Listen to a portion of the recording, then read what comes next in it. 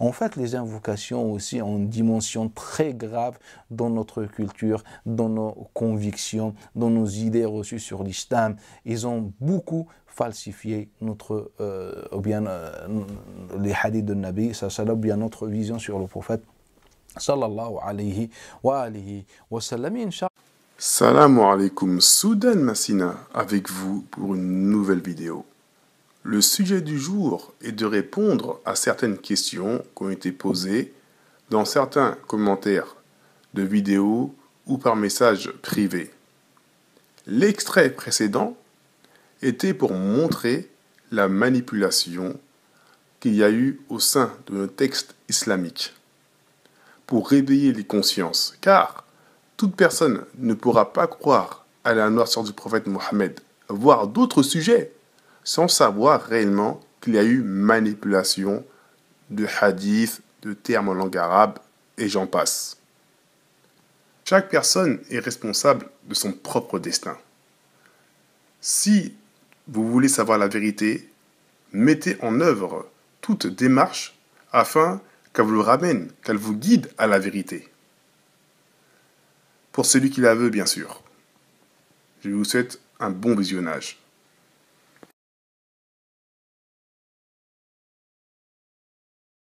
J'ai déjà parlé dans mes vidéos du teint du prophète Mohammed.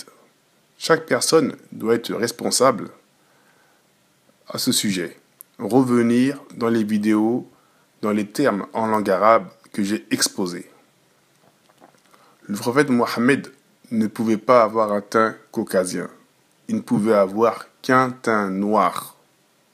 Le teint caucasien était synonyme de lèpre. Acceptes-tu que le prophète Mohammed a eu le teint de la lèpre? Non. Le prophète Mohammed était un arabe. Le teint caucasien était le teint des non-arabes. Et encore, on peut même rajouter que le teint caucasien était le teint de l'esclave. Donc, comment le prophète pouvait avoir une teinte rouge si elle renvoie à la lèpre? Bon, faut m'expliquer. Parce qu'il est décrit comme ça. Il est décrit comme ça. Par tous ses compagnons. Le prophète Mohammed avait le teint asmar, comme je l'ai dit et redit dans plusieurs vidéos, dont le débat. Il vous reste juste à aller vérifier pour celui qui ne croit pas ou qui ne sait pas. Tout est à disposition. Asmar en arabe veut dire noir, car la langue arabe est une langue trilitère. Il faut revenir à ces lettres pour comprendre le sens du mot, à ces trois lettres, généralement. J'explique. En arabe, pour comprendre un mot, il faut toujours pouvoir le ramener à sa racine, ce qu'on appelle le radical. Ce n'est pas comme en français où c'est compliqué, car il faut aller souvent le chercher dans des langues anciennes comme le latin ou le grec. Avec l'arabe, c'est pas du tout pareil. Dans Google Traduction, on tape les lettres Sim, Mim, Ra. Regardez, les Noirs et les Mexicains ont la main mise sur l'héroïne. Le mot utilisé c'est Asmar, Sumr, la racine de Asmar. Les Noirs ne font pas de soccer. On discutera avec toi et Alvarez sur le moyen de faire tomber les Blacks. Les Irlandais s'organisent avec les Blacks. Yep, les Blacks. Terme utilisé est le terme pour décrire le teint du prophète Mohammed.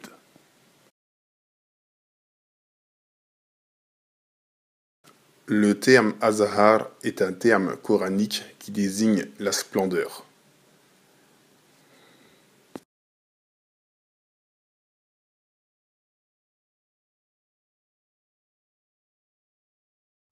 Tout d'abord, ainsi que les Turcs, les Indiens prétendent avoir un cheveu ou poil du prophète Mohammed. Par exemple, là on y lit les cheveux et les poils du prophète.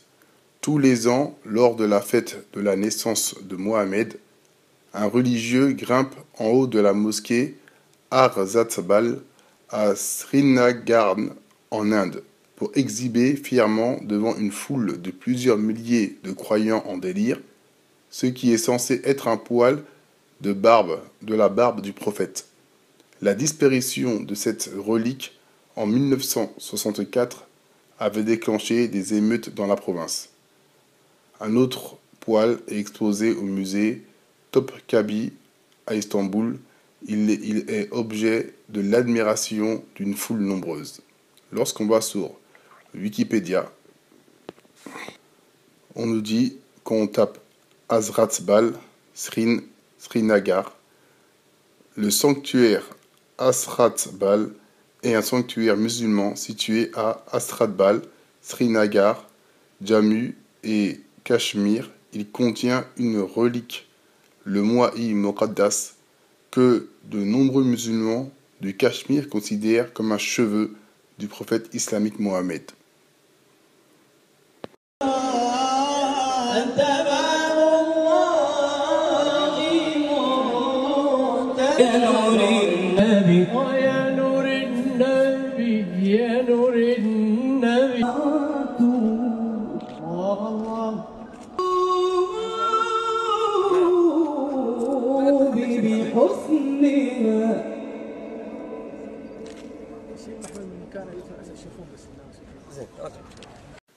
Tout d'abord, il y a toujours eu mensonge et il y aura toujours des mensonges au sein de la religion ou en dehors.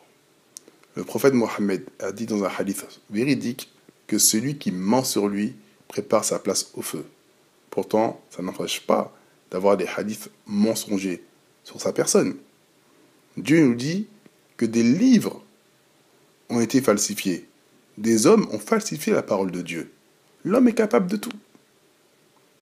De nombreuses personnes prétendent que les cheveux du prophète Mohammed ne sont pas ceux qui sont en Inde actuellement. Qui donc a la vérité? Nous, ce qui nous intéresse, c'est revenir aux textes religieux. Est-ce que les textes religieux attestent ce qu'on voit ou pas? Personne ne pourra prouver que les cheveux que nous voyons là sont ceux du prophète. Personne. Première question, c'est est-ce que ces cheveux sont conformes à la description physique du prophète Mohammed? Sont conformes à ces cheveux décrits dans les hadiths véridiques ou pas? C'est la première des questions que le musulman doit se poser. Mais malheureusement, lorsque le musulman a pris part, il est aveuglé par ses passions. Regardons ensemble les hadiths. Le premier hadith de Rabi'a dit que le prophète Mohammed sallallahu alayhi wa sallam avait ni les cheveux crépus ni raides. Pour celui qui en veut plus, j'ai fait une vidéo spéciale pour les cheveux des Africains de l'Est, car ils avaient tout type de cheveux, contrairement à ceux en généralité de l'Afrique de l'Ouest. On comprend que le prophète Mohammed avait ni les cheveux crépus ni raides. On dit que le prophète Mohammed avait le teint noir, asmar. On nous dit aussi que le prophète Mohammed avait des tresses, il se tressait les cheveux. Ça aussi, on ne l'entend pas beaucoup. C'est normal. Et on nous dit qu'il avait les cheveux qui ne dépassaient pas le lobe de ses oreilles. Le messager de Dieu était de taille moyenne, ses épaules étaient larges, sa chevelure arrivait jusqu'au lobe des oreilles. Jusqu'au lobe des oreilles.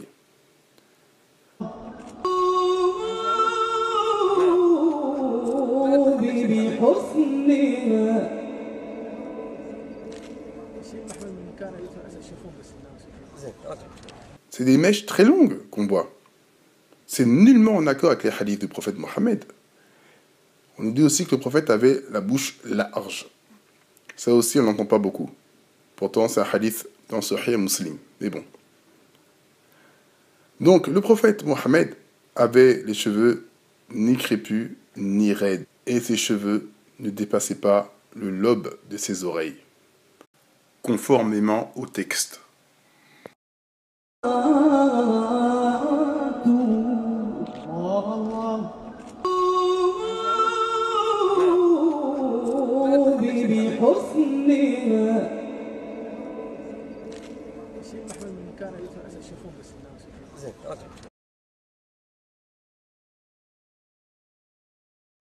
Lorsqu'on va sur Internet, on tape les cheveux du prophète, hadith de Anas ibn Malik, les cheveux du prophète lui arrivaient à mi-hauteur des oreilles.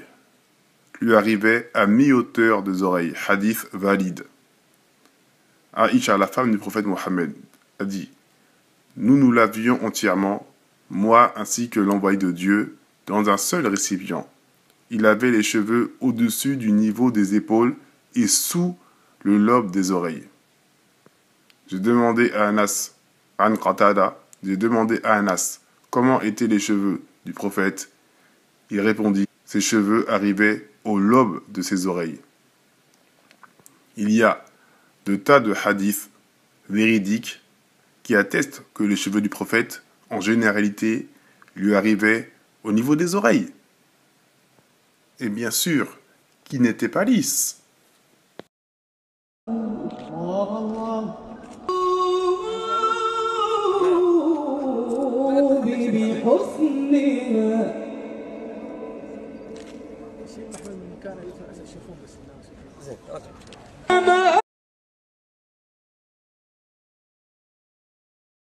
Le peuple noir est le peuple le plus diversifié au monde. On y trouve tout type de traits ou tout type de noirceur. Tu n'es pas plus noir parce que tu es africain ou moins africain qu'un autre. Même le type négroïde, ça n'a pas de sens dans l'absolu, car les noirs ont tout type de traits. Aujourd'hui, on nous dit oui, l'Afrique de l'Est, ils sont clairs, ils ne sont pas comme vous, les Africains de l'Ouest ou du Centre. Donc le prophète Mohammed et ses compagnons n'étaient pas dans l'absolu des personnes très noires. Cette parole est vide de sens. Revenons au terme Éthiopie par exemple. Dans la mythologie grecque, on appelle plus souvent Éthiopiens les peuples d'Afrique au sud de l'Égypte ayant une couleur de peau noire. Ce nom signifie visage brûlé. Car le Habasha, la région d'Afrique actuelle, était très noire avant les dominations, par exemple, ottomanes. Il y a eu pas mal de mélanges et en généralité, le peuple s'est éclairci. Mais à l'époque, tout ça formait le Habasha et c'était des gens extrêmement noirs. Le terme visage brûlé a été employé. Donc, il est tout à fait normal avec le temps et les dominations, les mélanges, que les peuples de ce côté-là a légèrement changé de teint dans sa généralité. Et ceci est en parfaite concordance avec la description du prophète et ses compagnons. Omar ibn Khattab était plus noir que le noir. Omar ibn Khattab. La linguistique et la culture arabe originelle. قال فجاء هذا الرجل فإذا هو أدلم. Et je vois un homme adlam. Le mot arabe qui indique la couleur noire la plus intense, c'est adlam. C'est la plus intense. Et c'est pour ça que les Arabes appellent la dernière nuit du mois arabe, ils l'appellent comment? Al-Laylatu Dalma. Car dans cette nuit, il n'y a pas la lune. Elle est tellement noire. Et aussi les linguistes et historiens islamiques qui ont dit clairement que le teint caucasien était le teint clair et que les Arabes avaient le teint noir et noir ténébreux. Tout est en parfaite concordance.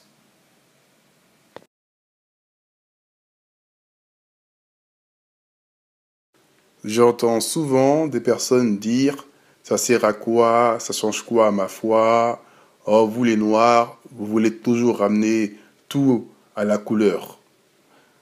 Cette parole n'est pas exacte. Déjà, qu'est-ce qu'on appelle la foi? Parce que tu te dis avoir la foi, mais la foi c'est quoi? C'est accepter la vérité. La foi est censée te rendre meilleur. Pourquoi tu as du mal à accepter cette vérité? Lorsque tu entendais que le prophète Mohammed avait un teint caucasien ainsi que ses compagnons, est-ce qu'une fois tu t'es posé la question, disant « Ah, mais pourquoi l'imam dit que le prophète il est blanc, nous on s'en fout ?»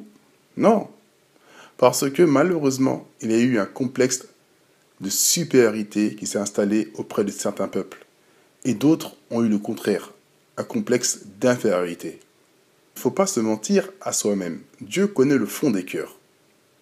Il y a un petit extrait du frère Darshain que j'ai trouvé très intéressant. Donc, on va lire sans tarder un commentaire de quelqu'un en fait qui se plaint des Noirs qui parlent de leur histoire, etc. Donc, c'est un certain Touran Islam.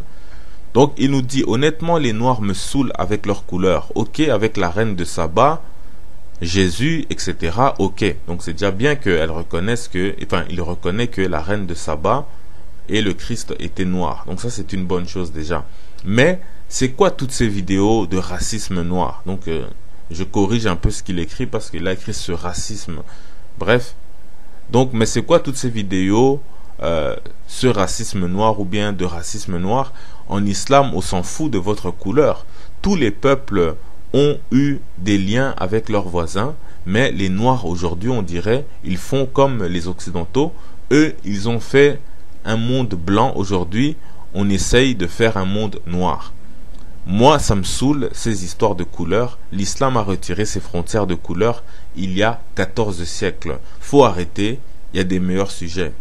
Fin de citation, donc on passe la paix à cette personne-là, qui se plaint, mais je dirais que sa plainte est en fait, n'est pas de mauvaise foi ou bien animée de mauvaises intentions. C'est simplement un ras-le-bol en pensant que nous sommes en train d'essayer de récupérer, etc., etc. Mais malheureusement, il nous vient avec un discours de propagande religieuse et de démagogie. Ensuite, le fait que l'islam en particulier, ou plutôt le Coran, je dirais, nous met en garde contre le racisme. En fait, le Coran n'est pas le premier à le faire. On sait que les textes de l'Égypte antique, notamment avec Akhenaton, parlent de la diversité des peuples, etc., par rapport à la spiritualité, par rapport au Créateur, etc. Et donc, on n'est pas là dans une affaire de racisme, de suprématie noire ou blanche, etc. Donc, il y a plus de 3500 ans, nos ancêtres de l'Égypte antique en parlaient déjà. Donc, c'était bien avant le Coran. Mais le Coran le fait et ça, c'est clair et net. Mais dans ce cas, et comme pour le Coran, que ce soit pour l'Égypte antique ou pour le Coran, c'est pas pour autant que le racisme a disparu de la terre. Et donc venir dire que l'islam ou bien le Coran est venu mettre fin au racisme ou à ces différences, etc. il y a 1400 ans, c'est un peu comme dire à une victime d'un vol dans une société où la loi dit que tu ne voleras pas ou interdit le vol, que on va maintenant commencer à dire à une personne tu n'as pas le droit de te plaindre ou bien de réclamer justice parce que justement la loi dit clairement que tu ne voleras pas. Donc le vol n'existe plus dans le pays. Est-ce que c'est comme ça qu'on raisonne? Et donc Il revient souvent dans les commentaires des personnes qui disent « J'ai peur pour la division. J'ai peur que la communauté musulmane se divise. » Mais après la mort du prophète Mohammed, le monde musulman a toujours été en division. Il y a toujours eu la discorde, que ce soit dans des sujets théologiques ou voire juridiques, jusqu'à aujourd'hui. Nous, ce qu'on veut, c'est la vérité. On veut appartenir au groupe véridique. Car l'islam est contre le mensonge. Dieu dans le Coran, dans la sourate An'am, Al-An'am, verset 116. Et si tu obéis à la majorité de ceux qui sont sur la terre, ils t'égareront du sentier d'Allah. Ils ne suivent que la conjecture. Ils ne font que fabriquer des mensonges. Donc nous, on doit suivre la majorité de la plupart des gens pour ne pas diviser. C'est ça que nous comprenons dans ce verset-là. Il faut être pour la vérité. Demain, en tout cas pour ceux qui croient en Dieu, on sera face à notre Seigneur. Et tout le monde voudra appartenir au groupe véridique, des gens qui ont été véridiques sur terre. Donc trouver l'excuse de la division, ça c'est pour la plupart des personnes, leur ego, car ils ne veulent pas accepter. Les humains seront toujours en divergence, quel que soit le sujet. Il faut être pour la vérité et dans le groupe de la vérité, même si celui-ci est minime. À plus tard pour le prochain question-réponse, si Dieu veut. Assalamu alaikum wa rahmatullahi wa barakatuh.